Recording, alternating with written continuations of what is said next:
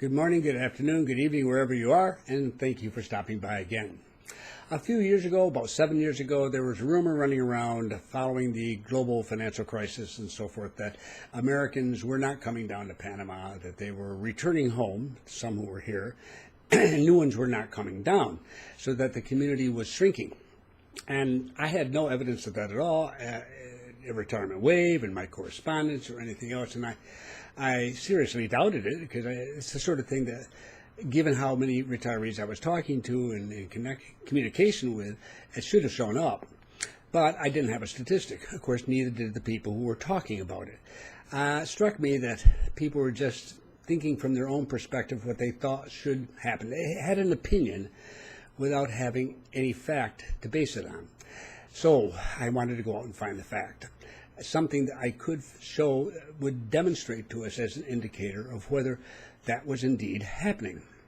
And it's not easy, but because the U.S. government does not keep track of its citizens if they're living overseas, the tax authorities, yes, they may, but some people don't pay taxes because they get too little income and so on and so forth. They just don't have anywhere in the U.S. government a statistic giving the exact number of Americans who are living outside the United States. They have estimates from time to time that they make, and those are based on reports they get from embassies. Well, yeah, they're all estimates.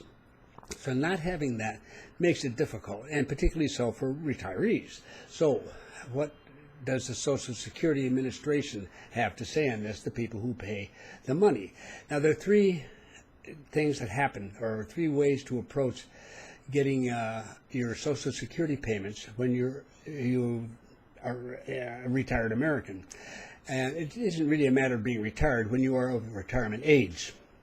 And there are three different ways this happens. It makes it a little more complicated again. Now, some people do not accept their check. They don't ask for it for when they can first get it. And the reason being that every month they delay in asking for the payment goes up a little bit. So they can wait 4, 5, 6, 7 years before they ask for it if they don't need it.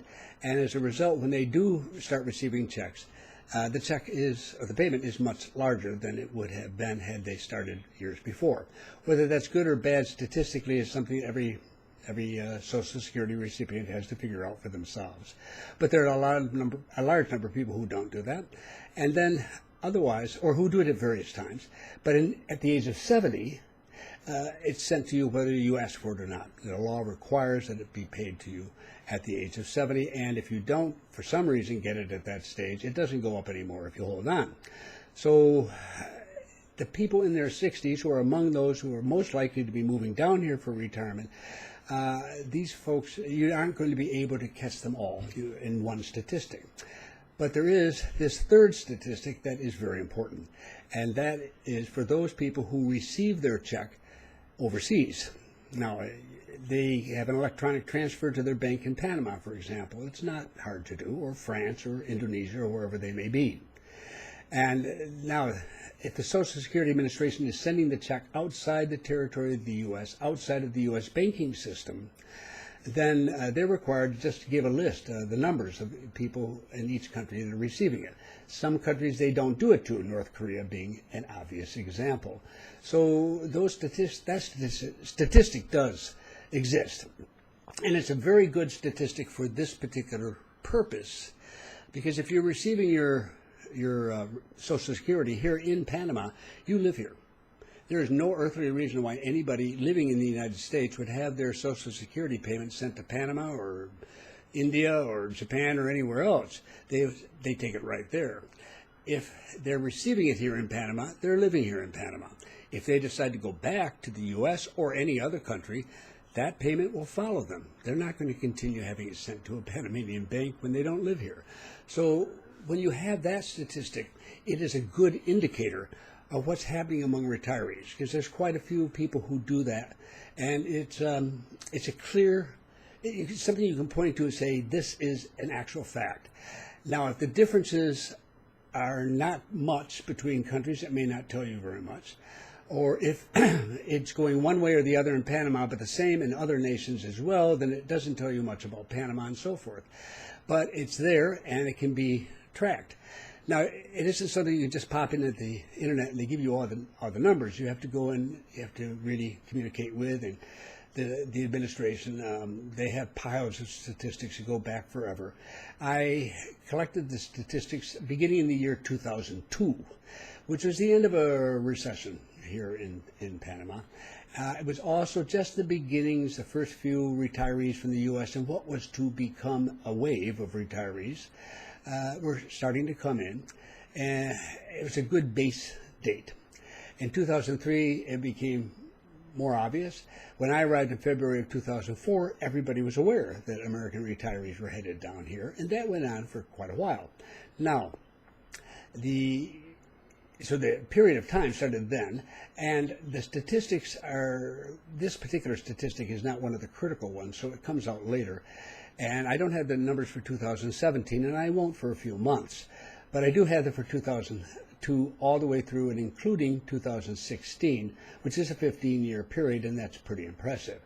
And they are hard statistics. In other words, they're real. They're actually based on real people and real Social Security accounts, and it's not anybody's guesswork. So if we take those, we get an idea of what's happening. Now, keep in mind, if you're going to be an analyst, you're going to look at these sorts of numbers, especially if you're dealing with older Americans, as I am in this case, then you recognize a couple things. And, of course, one of them is that people pass away, but thankfully the majority don't, but they do. And so they have to be replaced by people coming down in order to keep the community stable. But a much bigger group are those who go back up to the United States for our health program, our medical program for older people called Medicare. And Medicare does not pay for medical expenses outside the United States and its territories. You have to be there in order to access it. So it's not uncommon as Americans get older here and they become concerned about that, that they return up to the U.S. so that they can take advantage of the Medicare program. That, in my experience, is the single biggest reason why retirees here return to the United States is Medicare. Now, those people have to be replaced too, and because of the age group, it's a significant factor. Now, in 2004, when I arrived, for example, I'd say, I guess maybe the average retiree who was coming down at that stage looking for a place to stay and choosing to stay was perhaps 62. Give or take a year. That's pretty standard. And that same person who was 62 in 2004 today is going to, well, this year will celebrate his or her 76th birthday. So these folks are far, far more likely to require Medicare and its support. So the groups who were coming down over a decade and a half ago, whatever, we're beginning to lose larger numbers of them.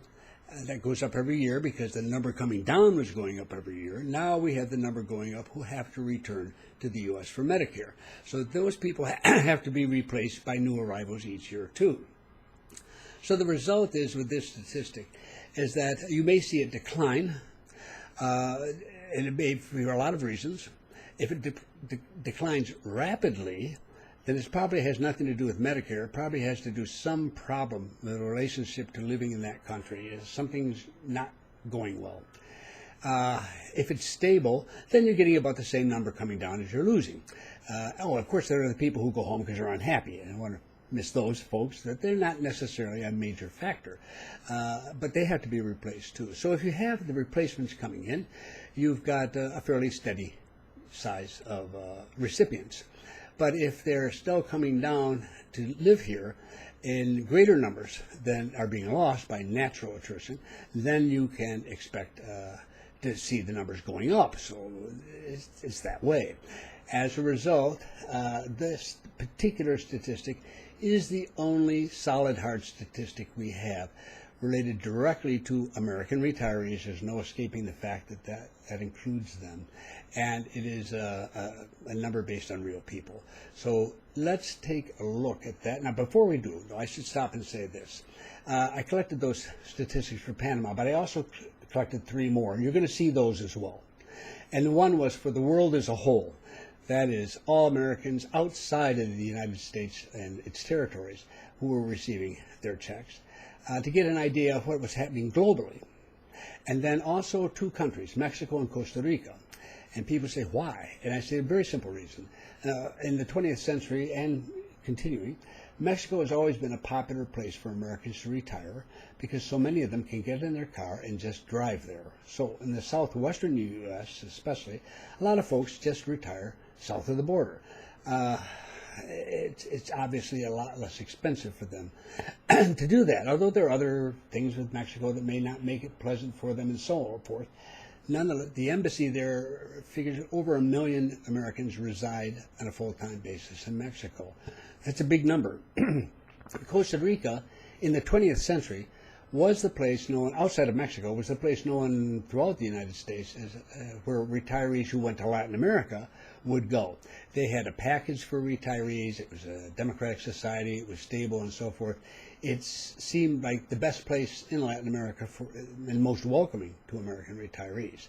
So that was very standard. They had a large American retiree community, and they've had it there for a long time. So I was trying to compare Panama to two other nations just to compare them, who also, again, if all three of them are going up or all three of them are going down, then it's nothing to do with Panama. It has something to do with retirees in general, and if that was true of the world total, then very much that case. So you see those. One other point I want to add that makes it easier to compare Panama to these two nations is that in Panama there is and has been a smaller but very real American community for decades, and those are people who worked in the military civilian role with the Panama Canal Zone or something associated with that over the past century. Now, some of them married Panamanians and stayed here. Others retired while they were here and just stayed. Others were much younger, went back up to the U.S. And years later, when they retired, they came back to where they had been before to live in Panama. And that's still happening. Fewer in number, of course, each year, but that still happens today. So each of these three nations had a history of some sort of association with the retirees. And it made sense to me to compare those two with Panama. Because again, I'm not interested in what's happening in Costa Rica, really. I'm just seeing, is there some big difference between what's happening in Panama and Costa Rica? If they're going through the ceiling and we're dropping like a rock, well, obviously, there's something going on, and we need to look further into it. So, without further ado, let's take a look at the statistics. All right, here we go. The U.S. Social Security recipients by index. Now, I used an index because to try to compare 1 million in the world with 10,000 in a country or what have you doesn't make a lot of sense. So everybody was set at 100 for their total in the year 2002. So every year after that indicates the percentage change. And that way we can compare some small nation like Panama or Costa Rica with a large nation like Mexico or with the world total and make a fair comparison because we're seeing the percentage change up and down. And that index follows that each of these years, reflects each of these years and the number of recipients. So let's start off with the gray line that you can see there. That represents Mexico. Now, as you can see, 100 is where everyone started. They actually fell below that for a while, and it simply indicates that fewer retirees were showing up. It's not a big difference, so it doesn't necessarily mean anything dramatic, but it does not indicate there's much growth. Later on, it's grown a bit, but it's quite stable throughout the entire period. And if you look at the index numbers at the bottom, and by the way, you can stop this video at any time and just look at it. You don't have to try to keep up with me. Mexico went from 100 to 114.8, so a little less than 15% over 15 years. I mean, it's just very, very slow growth. Now, the next line up, the yellow line, is the world total. You see that's very steady. There's some small, tiny differences here and there, but basically each year it goes up at pretty much the same rate. And whereas Mexico went up by a little less than 15% over 15 years, the world total did a lot better. It went up almost 55%. to 154.7. So that's pretty solid growth, and it's also faster growth than the population of the country, so it's a good solid number, indicating continuing and steady interest in actually living overseas. And this is not people just interested, they're people actually living there and getting their checks. Then the next lineup came quite as a surprise when I first saw it. That's Costa Rica, the red line. Now, things have gone wrong in Costa Rica, and there's no question. And we know here, people anecdotally, people talk about it, for the last few years, that things just haven't gone well for a whole variety of reasons in Costa Rica. It's just not as popular as it once was. I was, however, surprised to see it fall so sharply. It's so bad now that they are almost back to where they were when they got started.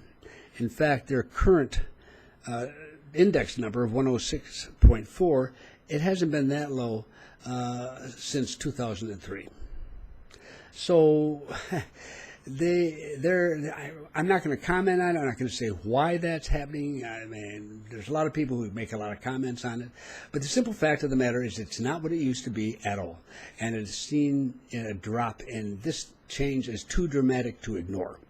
And knowing some people in in Costa Rica, I'm not surprised it went down. I'm just surprised that it keeps going down, and it's so dramatic.